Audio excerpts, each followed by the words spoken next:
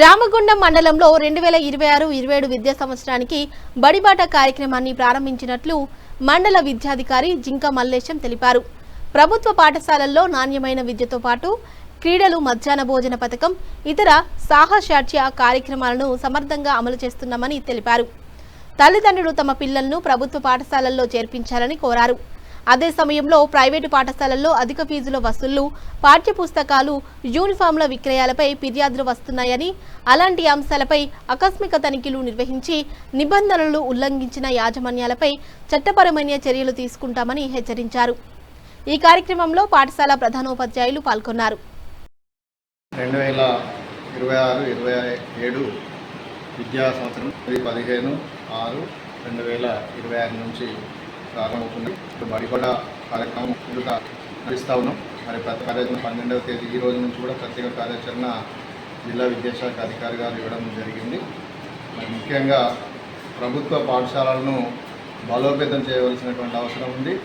మరి ఈసారి ప్రతి స్కూల్కు ఒక 10% స్ట్రెంత్ను ఇంక్రీజ్ చేయాలనేది మా ప్రిన్సిపల్ సెక్రటరీ మేడం గారి ఆదేశాలు ఉన్నవి. కాబట్టి అందరూ కూడా ఉపాధ్యాయులు ఆ విధంగా కృషి చేస్తూ ఉన్నారు. మరి తప్పకుండా 10% పెంచుతామనేటువంటి ఆశాభావాన్ని కూడా మేము వ్యక్తం చేస్తూ ఉన్నాం. మరి ఈ సంవత్సరము ఎస్ఎస్సి మార్చి 2026లో కూడా మన మండలంలో మంచి రిజల్ట్స్ రావడం జరిగింది.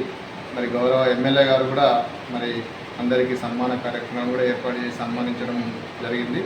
మరి ఈ సందర్భంగా నేను తెలియజేసేది ఏంటంటే, ముఖ్యంగా కొన్ని కాంప్లైంట్స్ ప్రైవేట్ స్కూళ్ళ పైన రావడం జరుగుతూ ఉన్నది. పుస్తకాలు అమ్ముతూ ఉన్నారు, యూనిఫామ్స్ అమ్ముతూ ఉన్నారు, మరి విపరీతమైనటువంటి ఫీజులు పెంచినారు అనేటువంటి కాంప్లైంట్స్ రావడం జరుగుతుంది. కాబట్టి ఖచ్చితంగా యూనిఫామ్స్ కానీ, తర్వాత టెక్స్ట్ బుక్స్ కానీ, నోట్ బుక్స్ కానీ వారి యొక్క పాఠశాల ప్రిమిసెస్లో అమ్మినట్టయితే వారి మీద కఠిన చర్యలు తీసుకోవడం జరుగుతుంది.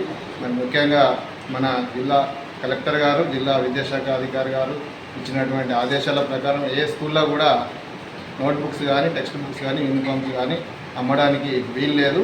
కాబట్టి ఎట్టి పరిస్థితుల్లో అమ్మకూడదు. ఒకవేళ అమ్మినట్టయితే ఆ పాఠశాల మీద కఠిన చర్యలు తీసుకోబడుతుంది. అదేవిధంగా గుర్తింపు లేని పాఠశాల ఏమన్నా ఉన్నట్టయితే వాటి మీద కూడా చర్యలు తీసుకొని మూసివేయడం జరుగుతుందని ఈ సందర్భంగా తెలియజేయడం జరుగుతుంది.